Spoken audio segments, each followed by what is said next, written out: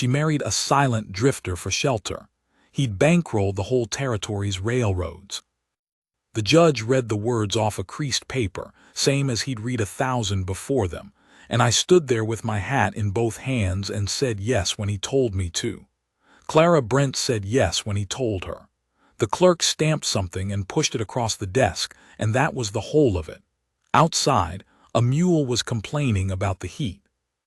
We walked out into the white glare of Dalton, and she didn't take my arm and I didn't offer it, and we stood on the plank sidewalk for a moment, both of us squinting, and then I said, "My wagon's east of the feed lot," and she said, "All right," and we walked there. Her trunk was still at Hannigan's boarding house. We went back for it.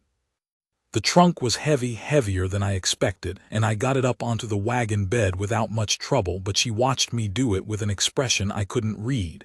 Not gratitude, something more careful than gratitude. She was taking stock. I'd learned that about her, eventually. Clara was always taking stock. We drove out of Dalton in the afternoon, and for the first hour she didn't say much beyond telling me she was from Knoxville originally, and that the heat here was different than Tennessee heat.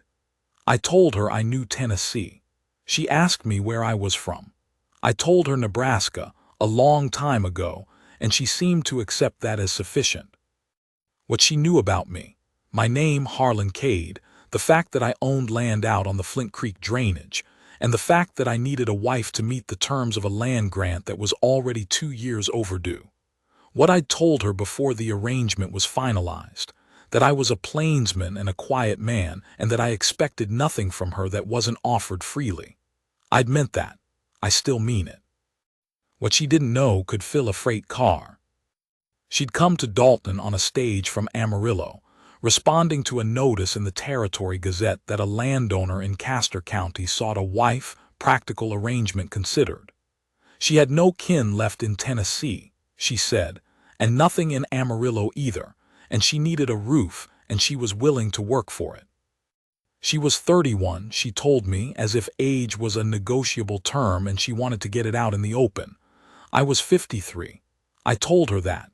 She said, I gathered, without unkindness, and that was the end of that part of the conversation. She was not beautiful in any simple way, but she had a quality that was harder to name: a stillness, a mouth that pressed together when she thought, gray-green eyes that missed very little. Her hands were already showing that she'd worked in her life, not rough but competent-looking, the knuckles a little prominent. I noticed them because I notice hands. Hands tell you more about a person than their face.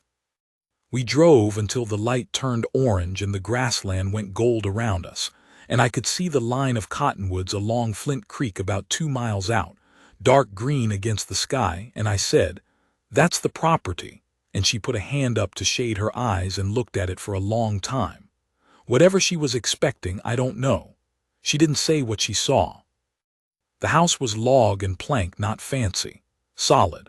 I'd built it 11 years before with 2 hands and a man named Tom Bridle who was dead now, and I'd added a room off the south side 8 years back, and the roof had been relaid twice and didn't leak.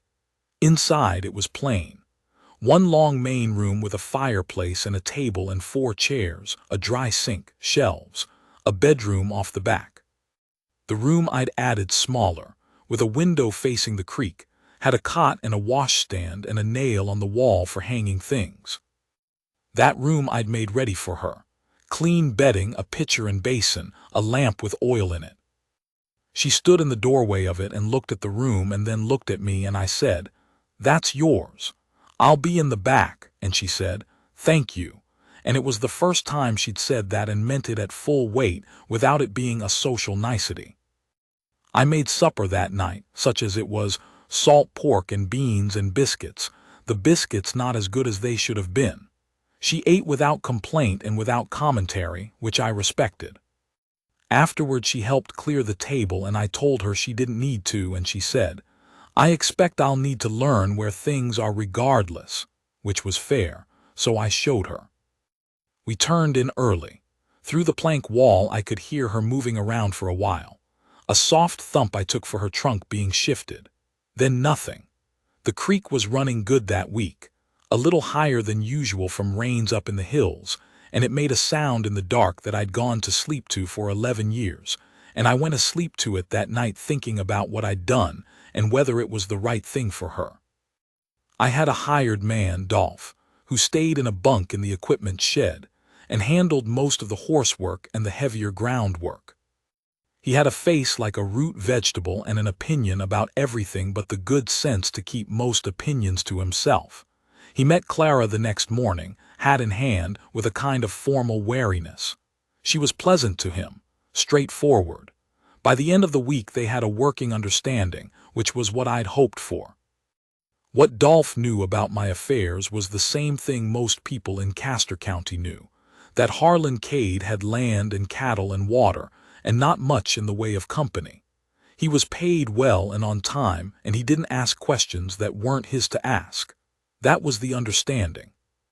There are things in a man's life that exist outside the frame of his daily work. I'd spent 30 years building inside that outer frame, and the outer frame had gotten considerably larger than the inside, and there came a point where the two of them simply didn't look anything alike. The land on Flint Creek was mine and true, every acre of it. The cattle were mine. The horses, the equipment, the 2 sections I'd acquired the year before, east of the river, those were mine. All of it was.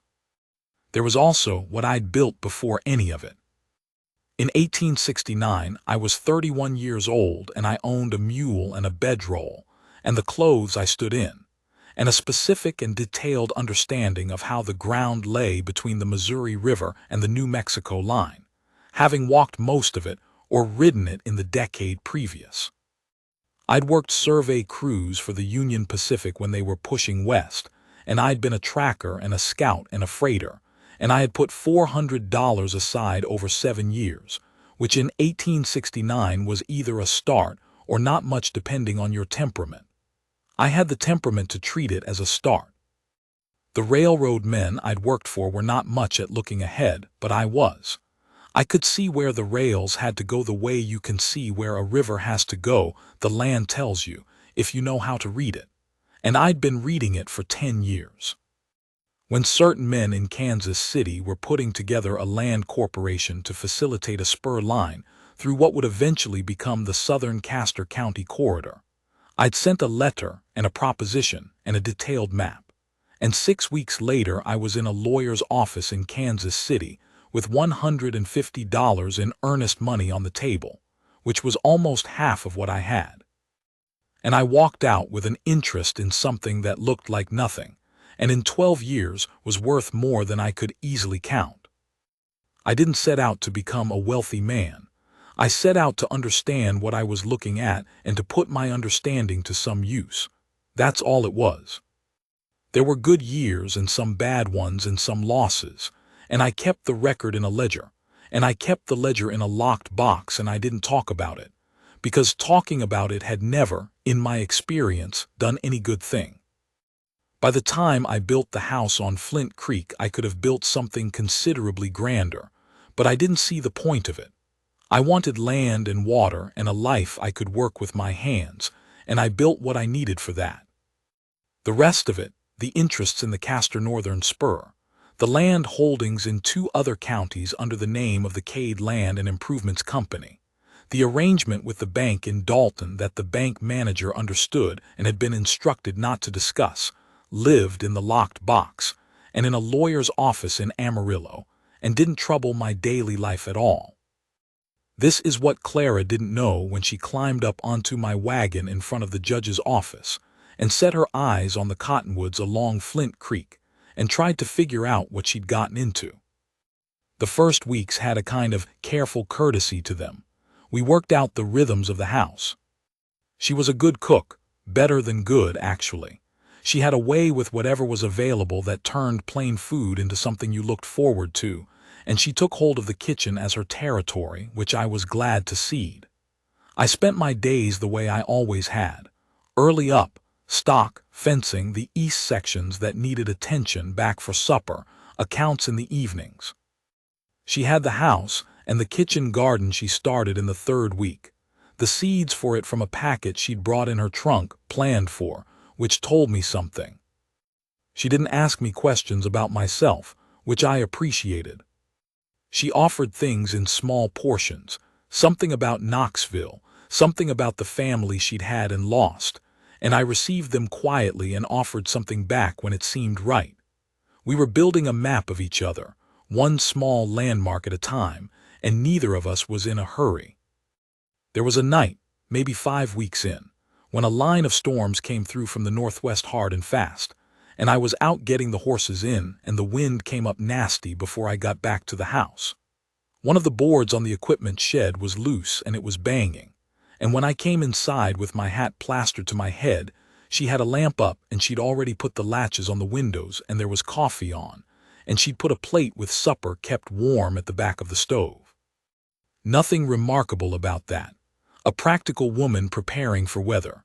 But there was a quality to it, the lamp she held up when I came through the door, the coffee, that I felt in the chest in a way I hadn't counted on. I ate and she sat across the table while the storm went over and she had coffee too, and she asked me once how bad it had seemed from out in it, and I told her it was rough but moving through, and that was all.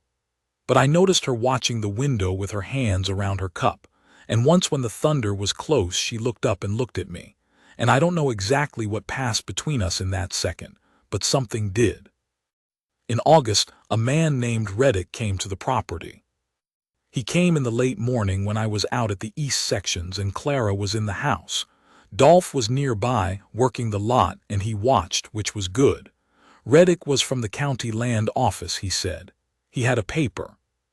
He told Clara, with the kind of smile that puts a woman's back up, that the land grant terms had been reviewed, and that there were some questions about the validity of certain holdings, and that Mr. Cade would need to come to the land office in Dalton at his earliest convenience to address those questions. Clara had sat across the table from me while I did my accounts on 4 different evenings. She'd been respectful of the work, never prying, but she wasn't blind. She'd seen enough to understand that the paper Reddick was waving was not a serious concern to anyone who actually understood my position, and she'd apparently also understood that Reddick's smile was the kind worn by men who are trying to push on a door to see what gives. She told me about it that evening straightforwardly. She described Reddick, described the paper, told me what he'd said and how he'd said it.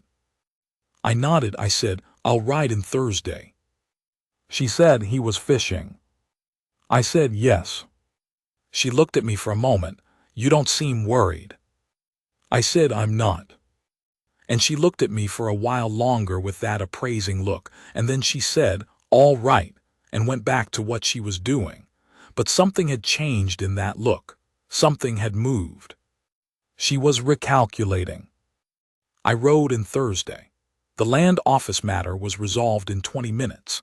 The clerk was a red-faced man named Poole who knew me by reputation if not well by sight, and when I laid the relevant documents on his desk, I brought the summary of the Cade Land and Improvements Company holdings, along with a letter from my lawyer in Amarillo and the bank instrument from Dalton. His face changed in the particular way faces change when a man realizes he has misapprehended the scale of a thing. Poole was not a dishonest man, I thought. He'd simply been misinformed. On the way out, I stopped in at the bank. Ben Haller, the manager, shook my hand and asked after things, and I told him things were well, and he said he was glad to hear the land grant matter had been cleared up, and I told him it had and thanked him for his part in smoothing it. He said it was nothing, and it wasn't nothing. It was the particular usefulness of a banker who knows the facts and can communicate them quietly. Ben was good at that. I had an errand at the hardware. While I was there, the man at the counter, whose name was Suggs, made a remark to the fellow standing near him. Not to me, to the fellow beside him. He said something about the Cade place and about the woman who'd come out there, a newcomer, and whether she understood what she'd married into. He didn't know I was in earshot. The fellow beside him gave me a look and went quiet, and Suggs turned and saw me and his face went red. I didn't say anything about it. I paid for what I'd bought and left, but I thought about what Suggs had said on the ride home, about whether Clara understood what she'd married into, and I thought about what she'd seen and what she hadn't, and about the way she'd looked at me after the Reddick business, recalculating. She deserved to know. That was the thought that came to me, steady and clear, somewhere around the 2nd mile out of Dalton. It wasn't that I was hiding it from her for any bad reason. It was that I'd been a quiet man about my affairs for 30 years, and quietness had become its own habit, its own reflex. But she was here. She was my wife, such as we were. She'd looked at me after Reddick and said, "All right," and trusted that it was all right, and she'd done that on faith, not on facts. She deserved the facts. I got home as the light was going amber. She was in the kitchen garden, pulling something. When she heard the horse, she looked up and watched me unsaddle and put the gelding in the lot. And when I came toward the house, she straightened and waited with her hands loose at her sides. I said, "All settled in town?" She said, "I figured it would be." I said, "Clara, I'd like to show you something after supper if you're willing." She looked at me. "All right," she said. After supper, it was a stew she'd made good, with the last of the dried beans and some onion she'd found somewhere. I went to the back room and I unlocked the box. I brought out the ledger and the letter from my lawyer and the summary of the land holdings, and I set them on the table. She sat across from me and I went through it with her. Not quickly, not showing off, just laying it out the way I'd lay out a piece of ground. This is what's here and where it is and what it amounts to. The Castor Northern interest, the 2nd and 3rd county holdings, the bank arrangement, the total approximately. She was quiet the whole time. She looked at the pages when I put them in front of her, and she looked at them carefully, reading what was there to be read. When I finished, she sat back and folded her hands on the table and looked at me. She said, "Why didn't you tell me?" Not a question quite, more of a thing she was working through aloud. I said, "I don't talk about it, I never have. It's not something I wear." She looked at the ledger again, then back at me. "You needed a wife for the land grant terms." I said, "That's what brought me to the notice." "Yes." "And the land grant?" "A small piece of the whole, yes." She sat with that for a moment. Then she said, "So I came out here thinking I was," and she stopped herself. I said, "You came out here thinking what was reasonable to think given what I'd told you. I should have told you more." She shook her head slowly, but not in a way that meant no. More like she was clearing something. Then she looked up at me with those gray-green eyes and said, "Do you have any idea what I thought you were?" I said I could probably guess. She said, "I thought you were a hard-scrabble rancher who needed a woman to cook and keep house, and that maybe in a few years there'd be enough to get by on comfortably. That's what I thought. I didn't mind it. I came prepared to work, and I was grateful enough for a roof and good water." She paused. "Good water," she said, and there was something in her voice, not bitterness, not at all, but something soft and almost like she was laughing at herself. "I was grateful for the creek." I said, "The creek is worth being grateful for." She looked at me then, and the look was long, steady. And then she shook her head again, in that same not quite no way, and she said, "Harlan, why in the world did you put a notice in the Gazette like a man with nothing?" I said, "Because that's how I've always done things. I wanted, and I had to think about how to say it. I wanted a woman who came out here on her own terms, who chose a plain life with a quiet man, not someone looking to ride in on a fortune." She was quiet. I said, "I'd have told you. I was going to tell you. I wanted to know who you were first."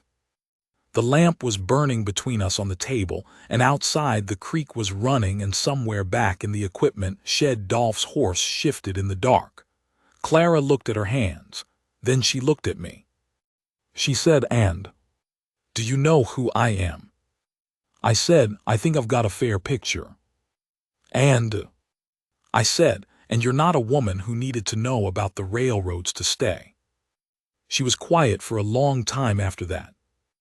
In the morning she was already up when I came out of the back room, which was not unusual. What was unusual was that she was sitting at the table with coffee made and the ledger open in front of her. She looked up when I came out and she said, "These 2nd county holdings, There's a notation on page 11 I don't follow. She turned the ledger so I could see. I sat down and looked at it. It was a record of a timber rights sublease, written in my cramped notation shorthand. I explained it to her. She nodded, following carefully. She said, and the return on that would come through the Amarillo office. I said yes. She asked 2 more questions, both of them sharp, going straight to the thing that needed clarifying. I answered them. She closed the ledger and set her hands on it and said, "Thank you." I said, "You can ask anything you want to know." She looked at me with a small tightness at the corner of her mouth that I'd learned meant she was holding something. Then she let it go. She said, "The notice you put in the Gazette, plain man, plain life." That's right. That wasn't a lie. I said, "No, it wasn't." She considered that. Then she stood up and took her coffee cup to the dry sink and said with her back to me, "No, I suppose it wasn't." And then, quieter, "I'm not angry, I want you to know that. I'm just reassembling things." I said, "Take whatever time you need." She turned around. "I don't need much time," she said. "I'm good at arithmetic." September came in dry and the work went hard. The east sections needed fence repair, and the cattle were moving toward the water on the north end, and I was out for long days and came in late, and supper was always there, always good, always kept warm when I was late. She'd started a different kitchen garden along the south wall, more ambitious, and she'd sorted the tool shed with a kind of systematic logic I admired and hadn't attempted myself. She'd gotten a hen from a woman in Dalton who sold them, and then 2 more, and there were eggs now, which was a thing I hadn't had reliably in 3 years. We talked more in September. Not about the money that had been laid out and received, and she put it where it belonged in her understanding and moved on, which was what I'd expected from her and which still surprised me somehow. We talked about other things, about the land. She had questions about it, good questions, the kind that come from a person actually looking at what's in front of them and not just occupying it.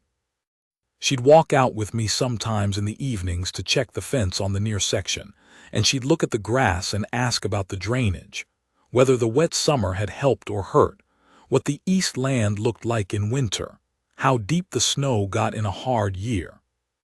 One evening she said, "You love it." I said, "The land?" She said, "Yes. You love it the way you don't love anything you've built in a ledger. The ledger things are work. This is," she looked out at the grass going gold in the last light, "this is what you wanted." She was right.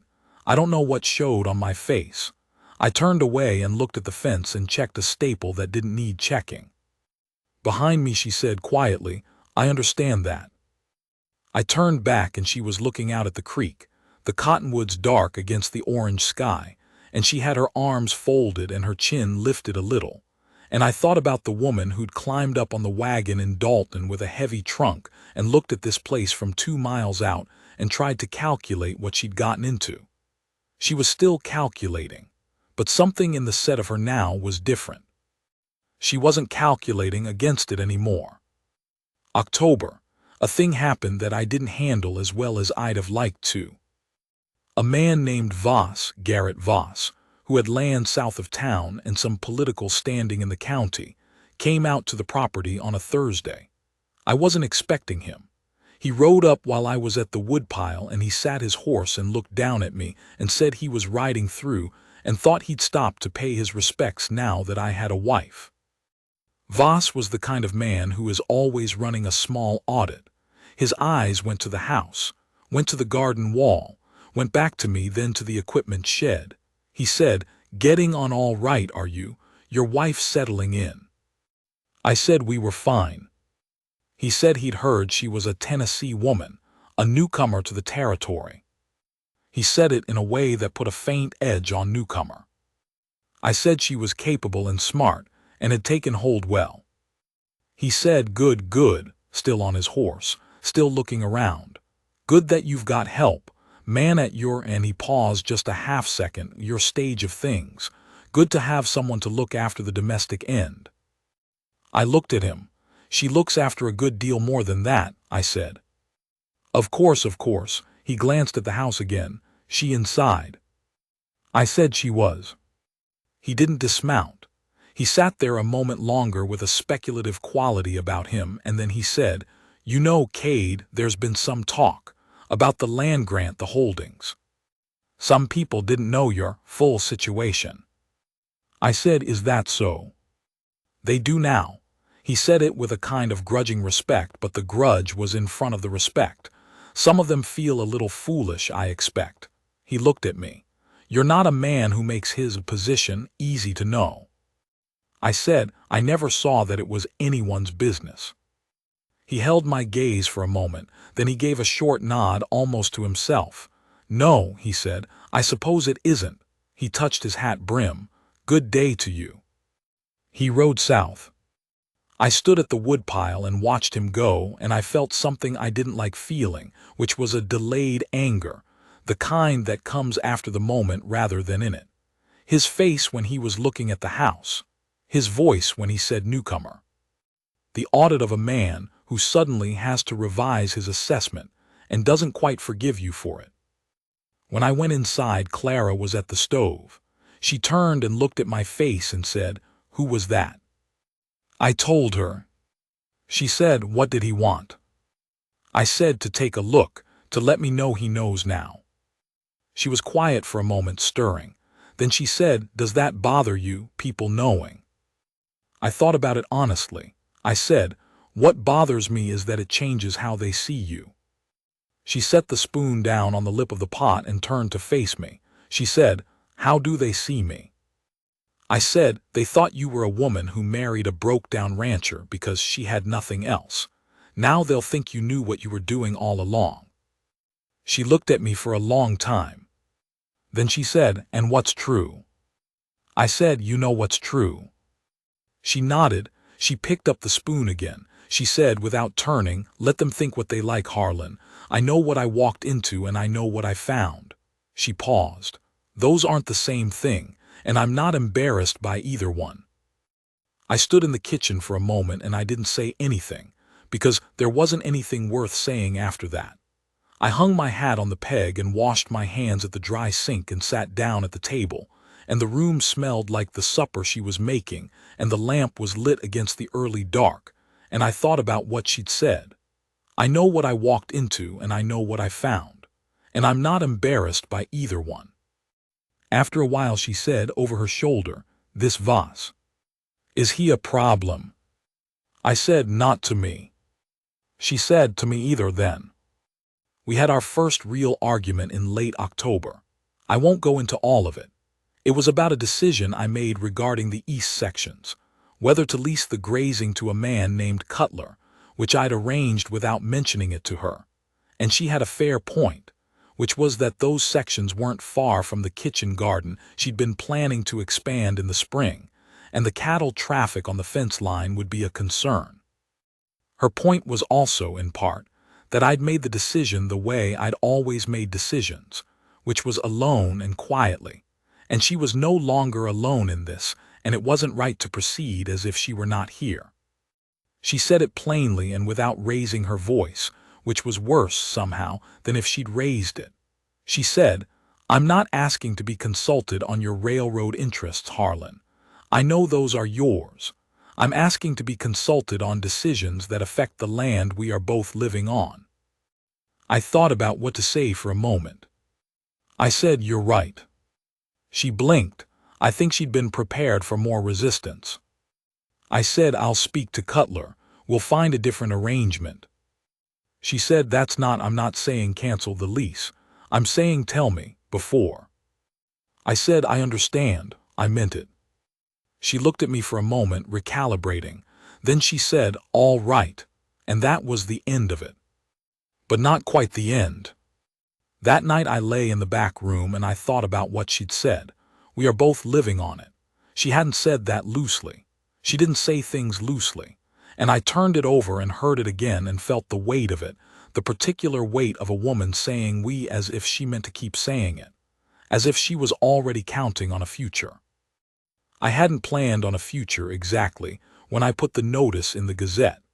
I'd planned on terms met and someone decent in the house, and something less than the particular silence of going to sleep alone every night with the creek for company.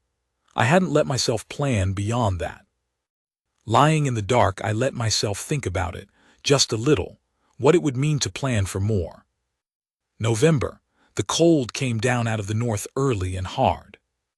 There was a morning, early November, when I came out before light and she was already up, sitting at the table with a shawl around her shoulders and the lamp on low, writing something.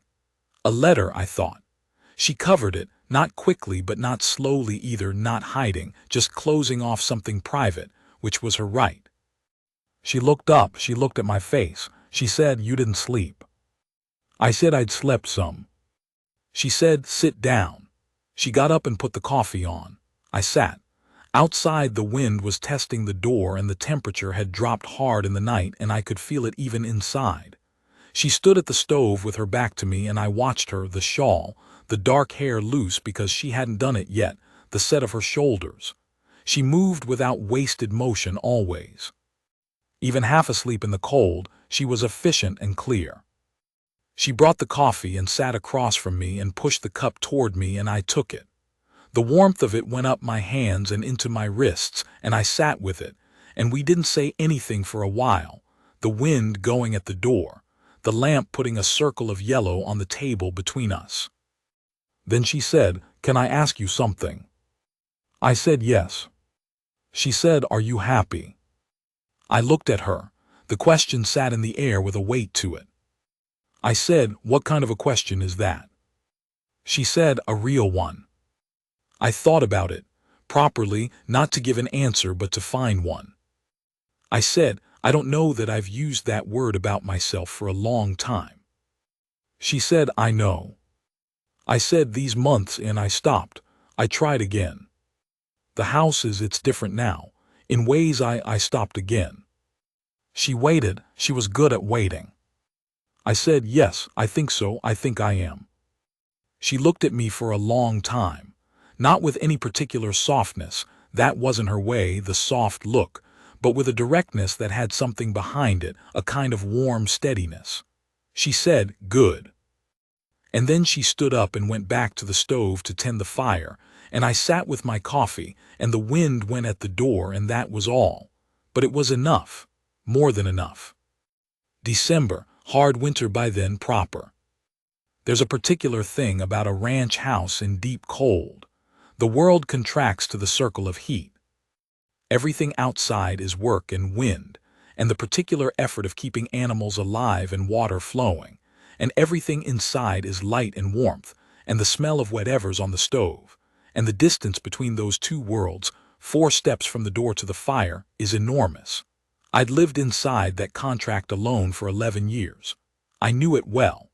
I knew the particular sound of the cold settling in the logs at night. I knew the particular silence of a house with only one person in it.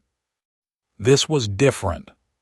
She'd made things, small things, a rag rug in front of the hearth that hadn't been there before, curtains on the kitchen window from some cloth she'd found or bought, a deep rust color.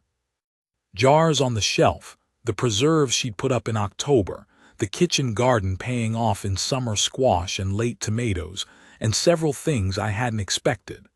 The lamp she'd moved to a better position on the table, a hook by the door for my coat, which was a simple thing and the kind I'd never thought to put up for myself. The house felt, for the first time in a long time, like a home someone intended to live in. One night in mid-December we were sitting after supper, both of us quiet, her mending something and me going through the accounts. The fire was going good and the cold pressed at the walls and inside was warm and still. She said something about the chickens, a question about how cold it could get before they needed more shelter. I told her what I'd done in past hard years. She listened and asked another question. And then, somehow, we were talking. Not about anything particular, about the land, about a memory she had of winter in Tennessee, about the way snow fell differently depending on the wind, about a horse I'd had years before that I hadn't thought about in a long time. We talked until the fire needed building up and I built it up and she made tea, and we sat on either side of the hearth with our tea and went on talking. And at some point I looked at the window and realized it was late, and she looked too and said, "I suppose it's late," but neither of us moved for another while. She said eventually, "I didn't expect this." I said, "What?" She looked at the fire. "Any of it, the land, this house, you," she paused. "I came out here with a very plain picture of what it was going to be, and it's turned out to be," she stopped. I said, "Different." She said, "Yes, different." We were quiet again. The fire popped. She said, I thought I was making a reasonable arrangement, a practical choice. I thought I was being sensible." I said, "You were." She looked at me. I thought I was past, and she stopped herself again, and I saw something move across her face, something she decided not to say, and then she said differently, "I wasn't expecting to find something." I said, "Neither was I." She held my gaze for a long time, that steady, direct look, and then she looked back at the fire. "No," she said quietly. "I don't suppose you were." There's a morning in winter, after a big snow, when the world outside is completely white and completely quiet, and the light comes in clean and strange, and everything you know about the ground is temporarily hidden, and you are, for a little while, just in the stillness of it. I went out early to break the ice on the water and check the horses and make sure the bunk shed had enough heat for Dolph. The snow was dry and deep, and in the gray pre-light it had a blue color. The cottonwoods along the creek were loaded with it, every branch. It was the kind of still that has a sound to it, a held-breath sound, the land just sitting inside the cold. When I came back and she was up. She'd heard me go out, and she had coffee, and she'd put extra wood on the fire, and the room was warm and orange with it. She looked at me when I came in, the cold off me, the snow on my hat and shoulders, and she said, "Bad." I said, "Manageable, everything's all right." She said, "Good," and handed me the coffee, and when she did, her hand stayed on mine for a moment, both hands around the cup, and she looked at me. I looked at her, the fire behind her, her face in the morning light, the small lines around her eyes that I knew now the way I knew the grain in the table. She didn't say anything. She didn't have to. She stood there with her hands over mine on the cup, looking at me the way a person looks at something they have decided to keep. And I felt it move through me the way heat moves from the hands up, warming whatever it reached. I said, "Clara." She said, "I know." She let go of the cup and I held it, and she looked at me for another moment, and then she put her hand flat on my chest, just the one over my coat, not a gesture, just a placement, a claiming, and she looked at me with those gray-green eyes and she said, steady and plain, "You're a good man, Harlan Cade. I need you to know I see that. Not the railroad and not the land grants. You." She held my gaze. "I see you," she said. I had to look away.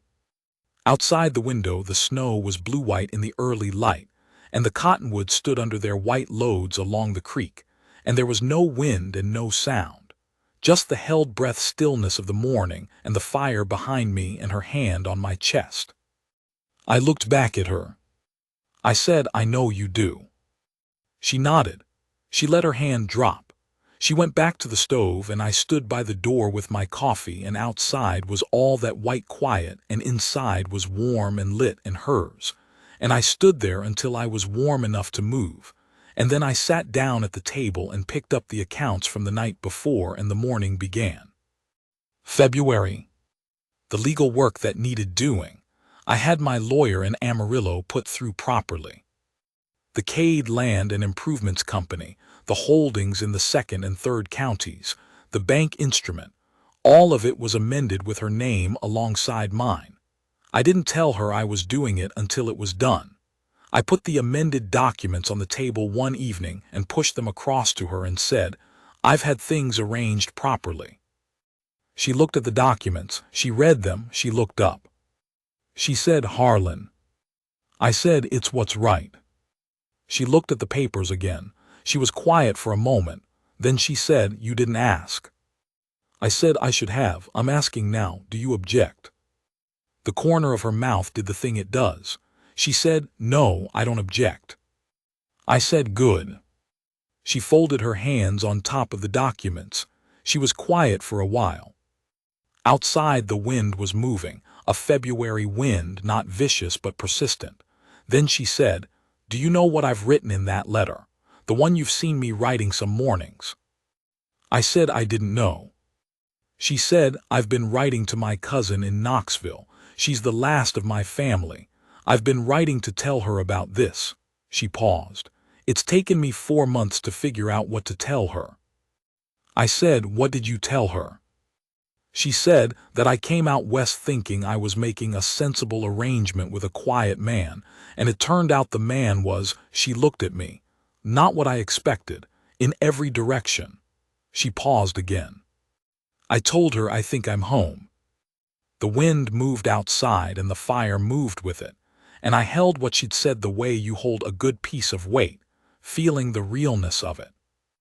I said, "You are home." She held my gaze. "Yes," she said, "I know. I've lived on this land for 22 years now.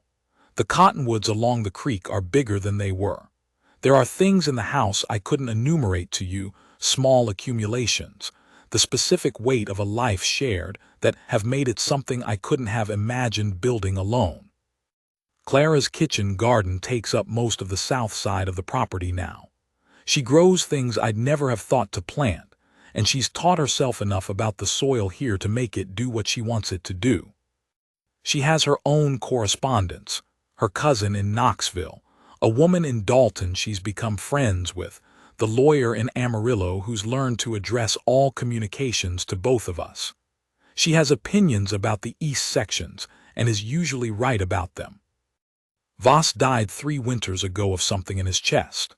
Before he did, he'd come around to a grudging kind of regard for Clara, which I took as evidence that even a man who comes to a thing wrong can eventually arrive at its truth. He'd said to me, at the county meeting the year before he died, that he supposed I'd known what I was doing all along, and I told him I'd been lucky, and he gave me a look that suggested he didn't buy that fully, but he let it go. The Castor Northern ran its last freight in 1891, and the interest I held was bought out at terms that were satisfactory. The land in the 2nd and 3rd counties I eventually sold off in parcels over the course of a decade. What I kept is here, on Flint Creek, the land I can look out at and walk on and know. This was always what I wanted. There's an evening I come back to. Not the mornings or the arguments or the particular conversations, though I carry all of those. The evening in December when we talked past the hour and she said she hadn't expected any of it and I said I hadn't either. The fire, the tea, the cold pressing at the walls. She wasn't looking for what she found, any more than I was looking for what came through that door in July with a heavy trunk and good hands and those gray-green eyes that missed nothing. I wake early most mornings. I make my way out through the main room and there's usually a light on, or one that comes on when she hears me, and coffee. The mornings are quiet. The creek is there, same as always. She moves without wasted motion, same as always. And I sit down at the table and she brings the coffee and we start the day. That's the whole of it. A man who said very little and built things in silence for 30 years. And a woman who came out on a wagon with a trunk full of garden seeds and a mind like a good knife. And they found each other in a plain house on a piece of land that still, every morning, catches the light exactly right. I don't have words for it beyond that, but I'm not sure I need any.